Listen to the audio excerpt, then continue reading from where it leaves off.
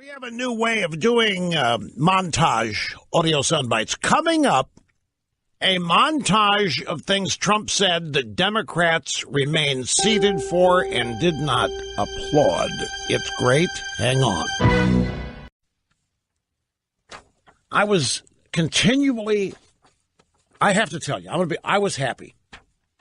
I was happy when the Democrats sat and didn't applaud and didn't stand up. I was happy. I wanted the American people to see it. I was happy when Pelosi had her sourpuss face, like gumming like the dentures had slipped, was Polident wasn't working or something. I loved it when they looked at each other with confusion, as if to say they're applauding that. You were sad. I wasn't. Come on, don't tell me you were sad. Yeah. You were sad when you saw the Congressional Black? What do you think these people are? Sturdley is saying he was sad when the Congressional Black Caucasians sat there as statues and did not react even positively to the great news of African American unemployment. I understand if we can't agree on that. If we can't agree that that's good, then what are we going to agree on? Did you think they would applaud that? You see, none of the Democrat behavior last night surprised me. Folks, and I'm not saying this because I want you to, think of me as brilliant. I'm telling you the truth. I know these people. I know what makes them tick. I know what they hate. I know what animates them and motivates them. I know what scares them. I know what excites them. And good news for America, as it was portrayed last night, it's not good news to them. Not just the Congressional Black Caucasians, but the entire Democrat caucus. The Congressional Black Caucasians, there was a black family. There were two black families that Trump highlighted last night who had lost families to crime committed by illegal immigrant gangs, MS-13. The Congressional Black Caucasians didn't even stand for that. There wasn't a dry eye in the House. And the Democrats were unmoved by it. And yet we're told that it's the Democrat Party that owns compassion. It's the Democrats that care. The Democrats that care about the little people. But most Democrats did not stand. There were 4 grieving parents last night whose daughters were killed by MS-13. Joy Reid on MSNBC said, MS-13? Nobody knows what MS-13 is. Nobody cares what MS-13 is. That's a Fox News thing. Nobody knows what that is. She also says, let me find the Joy Reid. Here. I mean, this is, at one time, Joy Reid and the Democrats that you saw in the Florida House last night, one time they were the outliers. 30 years ago, 25 years ago, they were there, but they were considered to be the wacko extreme of the Democrat Party, and mainstream Democrats had to accommodate them, but they didn't define who the Democrat Party was. Those people have taken over now, and what used to be the mainstream of the Democrat Party is gone.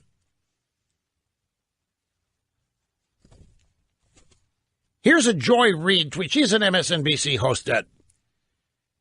She was livid at Trump talking about patriotic things, including family. Here's her tweet. Church, family, police, military, the national anthem. Trump trying to call on all of those tropes of 1950s era nationalism. The goal of this speech appears to be to force the normalization of Trump on the terms of the bygone era his supporters are nostalgic for. And that era is when church and family, the national anthem, the military were respected, supported. That's a bygone era. And in her world, I'm telling you it is. Enjoy Ann Reid's world. Family is not anything like it used to be. Family is however people want to organize. Families, America has, Katie has two fathers or Katie has two mothers, whatever your family is. In fact, the ideal American family is a gay married to a transgender with a eunuch kid. That's a great average American family, and they've got to be victims of something. The average American family is a victim, doesn't have enough benefits, is mistreated by its corporations, doesn't have health care. That's the average American family. People victimized and in need. Church, that's old-fashioned. And the police, of course, they're nothing but a bunch of marauding murderers. I'm telling you, 25 years ago, this program we would laugh at this. We did constantly, thinking nobody could ever believe this. But now this has come to define the Democrat Party. Here, Trump, a simple statement of patriotism last night, numerous times. And in response to that, in response to standing for the greatest symbol of freedom the world's ever known, the American flag, the Capitol, do you know they couldn't even applaud their own Capitol? I have to admit to you, I was moved by that. The president talking about the Capitol, and particularly the statue atop the dome, as the light, as the symbol, as the gift to the American people, epitomizing freedom and so forth. And in response to that amazing dedication, in response to standing up for the greatest symbol of freedom the world's ever known, the Democrats looked sullen, they looked angry, and they remained seated. Now tell me how you negotiate with that. How do you cross the aisle and negotiate with that? How do you find common ground with people who cannot and will not respond to a basic call of patriotism, who believe that it is racist or bigoted or discriminatory or exclusionary? Democrats throughout this past year, look at what happened. They organized themselves against the American flag.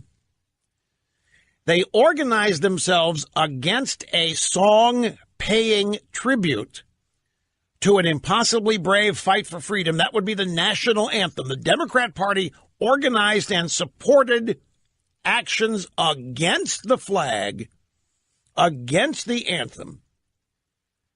To me, it's the same thing as organizing against freedom itself, organizing against the inherent good in trusting individual human beings to know how to best pursue life, liberty, and happiness for themselves. And the Democrats happily protest that. They happily organize against it. And that, my friends, is much of what liberalism is all about, organizing against the interests of free people. If you could take a picture of that, it would be last night in the House chamber, where one patriotic display after another, where one expression of thanks, every expression of gratitude, every recitation of support, the Democrat Party sat on its hands. And didn't just sit. They looked angry, confused, befuddled. Donald Trump did reach across the aisle. Donald Trump did attempt to unify.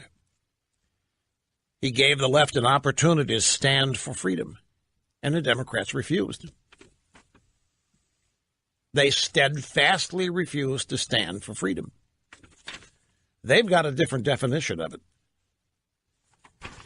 In the media last night, after the speech, so many of them, I don't know, it was kind of a letdown one. Yeah, Chris, it was kind of a dud of a speech. We were told the president's going to reach across the aisle and try to extend a hand of compromise and unity with the Democrats. We didn't see it, did we?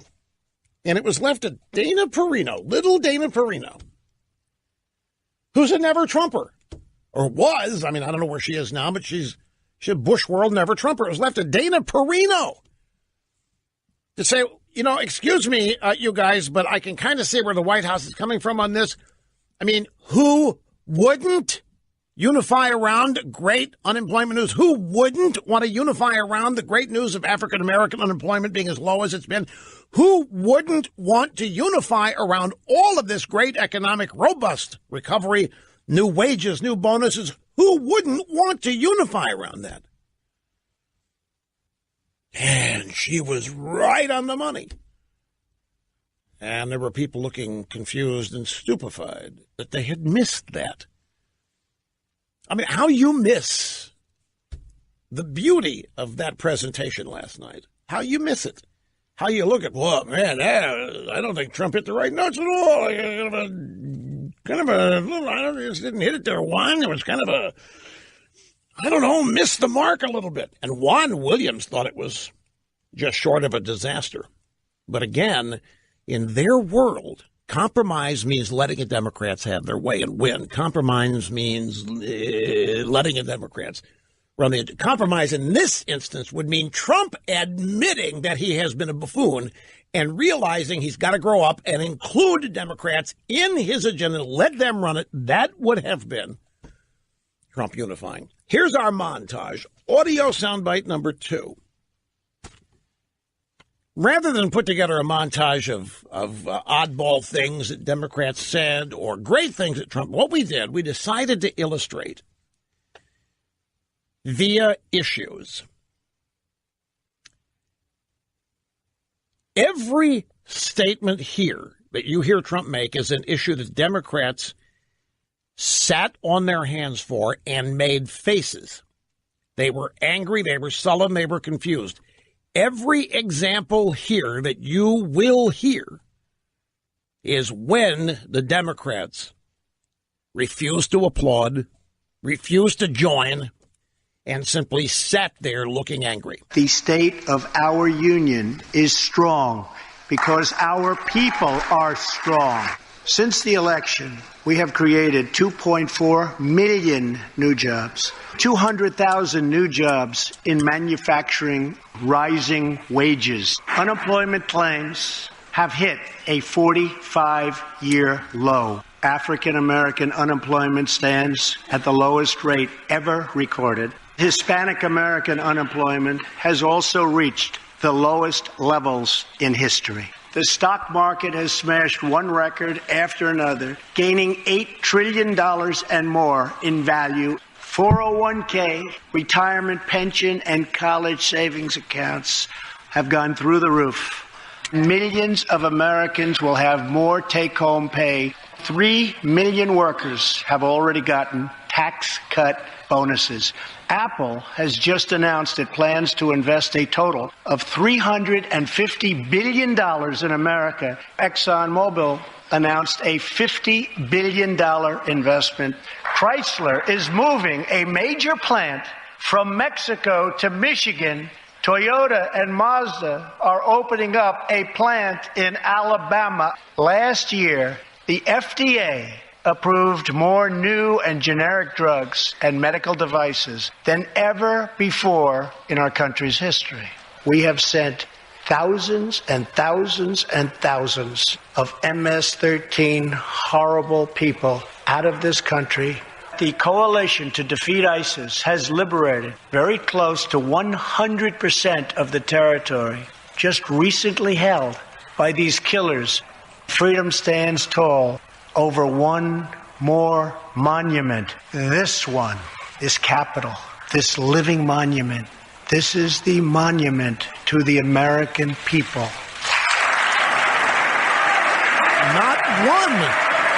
Not a single one of those statements was applauded by the Democrats. They all sat. And when Trump celebrated gutting Obamacare by getting rid of the individual man, oh, you should have seen that if you didn't. And then when Trump scorched the NFL again and the anthem protesters, I was waiting for Trump to really jam him up on climate change, but he didn't go there last night on that. But that would have been, the final dot under the exclamation point. Back in a second here, folks.